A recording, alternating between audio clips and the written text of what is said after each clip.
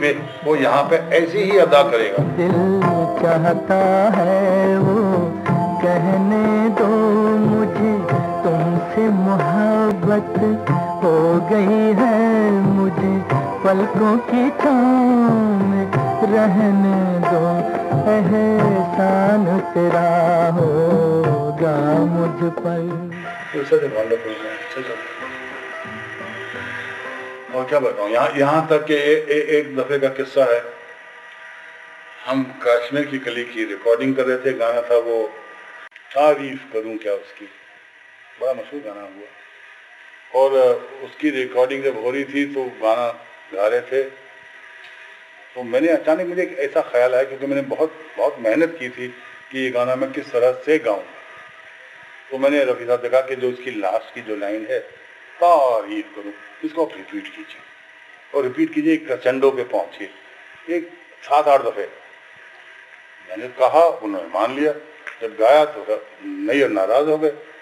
नैयर साहब ने आगे कहा, भाई ये क्या हो रहा है, नहीं ये गाना ये तो बिल्कुल फालतू है, बोर करने लगेगा, ये होगा वो होगा, ये नहीं, इसको काट दो, नहीं चाहिए। मैं चुप रहा, ठीक है। रफ़ी साहब को बात पसंद नहीं आई। उन्होंने आगे नैयर को कहा कि भैया आपको क्या तकलीफ होती है, गाने वाला मैं हूं, नाचने वाला वो है, अगर आपको पसंद नहीं आया काट देना, मगर अभी से आप उसको दुखी क्यों करते हैं? उसने कुछ सोचा है, अब वो क्या करने वाला है ना आपको मालूम है ना मुझे मालूम, वो मैं गा रहा हूं, मैं गा दूंगा। लिहाजा उन्होंने गा दिया, और हमने पिक्चराइज जब किया और दिखाया उनको, तो रफ़ी साहब ने हमको चूम लिया और नैयर साहब ने माफी मांगी। जिसने तुम्हें बनाया तारीफ करूं क्या उसकी, जिसने तुम्हें बनाया तारीफ करूं क्या उसकी, जिसने तुम्हें बनाया तारीफ करूं क्या उसकी।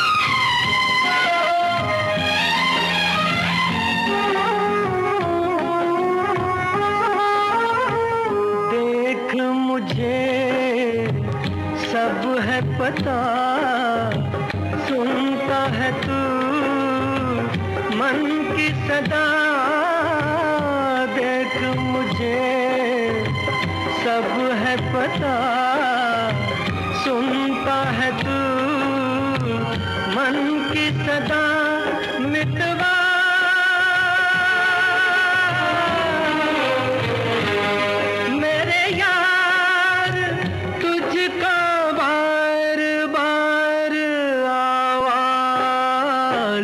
मैं ना दूंगा, आवाज मैं ना दूंगा।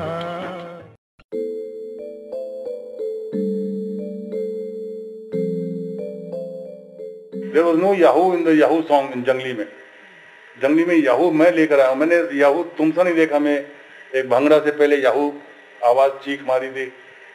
सेम आई डिड इन दिल दे के देखो, वहां पे भी वो भंगड़ा था, यार चुलबुला है हसीन दिलरुबा है, उसके पहले मैंने वहां उसको भागते भागते एक याहू की चीख मारी थी। और जंगली में जब ये गाना तैयार हो रहा था तो जय किशन के साथ बैठकर हम लोग ने ये फैसला किया कि इसमें भी हम याहू का इसे किस तरीके से लाते हैं। लड़का आज़ाद होता है, एक लड़का जो कभी जिंदगी में ना उसने कभी हंसा है, ना खेला है, ना कभी प्यार किया है किसी से, पूरा एक जिंदगी डिसिप्लिन रही है, उसकी जिंदगी में प्यार आता है और पहली बार एक खिड़की खुल जाती है जैसे, तो वो याहू करके बाहर निकलता है। तो जय Kishan like the idea immensely, लेकिन याहू कौन करेगा? रफ़ी साहब ने कहा मैं कर दूंगा।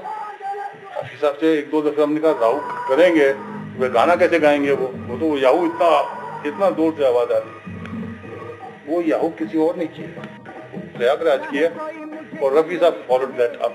with the rendering of a song which is so beautiful.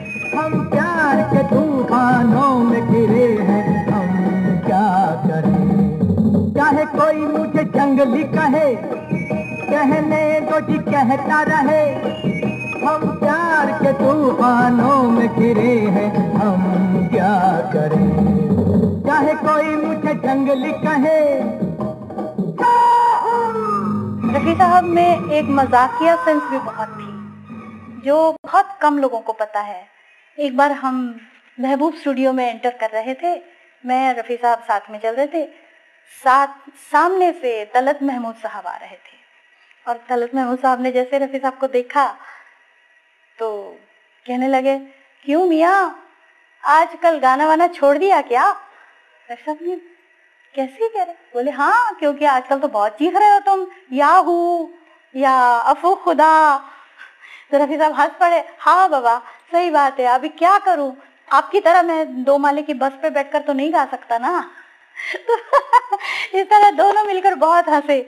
मैंने तो सोचा कि पता नहीं शायद तला साहब नाराज होंगे, लेकिन दोनों गले मिलकर इतने प्यार से मिले कि बस पूछो मत। ओ दूर के मुसाफिर हमको भी साथ ले ले रे, हमको भी साथ ले ले, हम रह गए अकेले।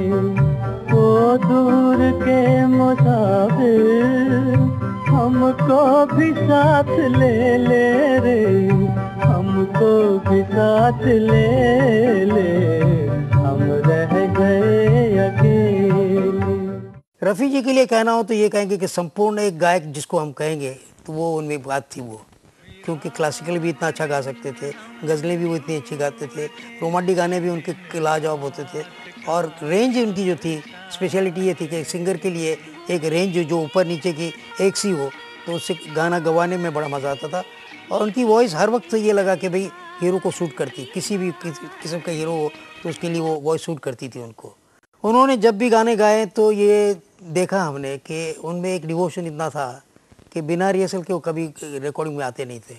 कभी भी वो सवेरे, कभी ऐसा होता था कि हम लोग बोलते थे कि दोपहर को गाना सिंपल गाना है, आप आ जाइएगा, वहीं कर लेंगे। तो बोलते थे नहीं, पहले मैं रिहर्सल करूँगा, उसके बाद गाना गाऊँगा। तो पहले पूरे गाने को समझते थे वो, उसके बाद वो बैठते थे रिहर्सल करके, बाद में वो गाना स्टार्ट करते थे। क्योंकि हमारे ज़माने में ऐसा था कि डायरेक्ट रिकॉर्डिंग होती थी और फिर वो डबिंग भी नहीं चलती थी, तो उस वक्त उसको पूरा वो करके करते थे।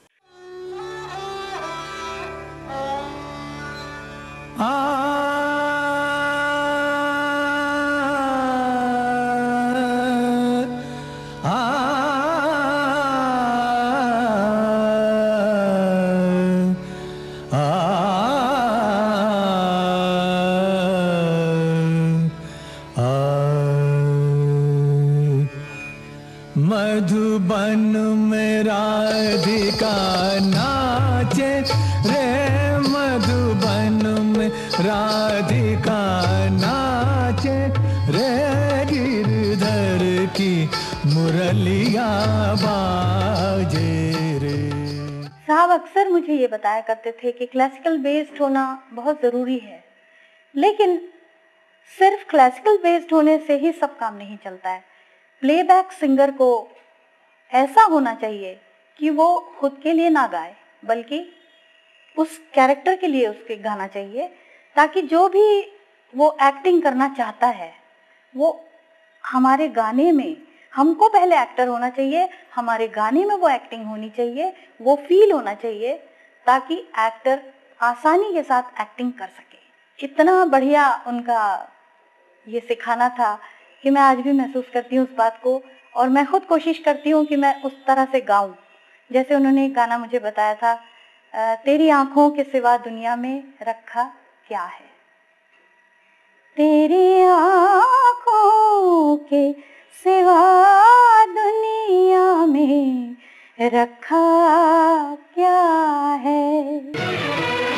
ये उठे सुबह चले, ये झुके शाम ढले, मेरा जीना मेरा मरना इन्हीं पलकों के तले, तेरी आंखों के सिवा दुनिया में रखा क्या है। और तब मुझे पता चला कि वो क्या है जो उन्होंने कहा, उसमें वो क्वेश्चन उभर कर आया था।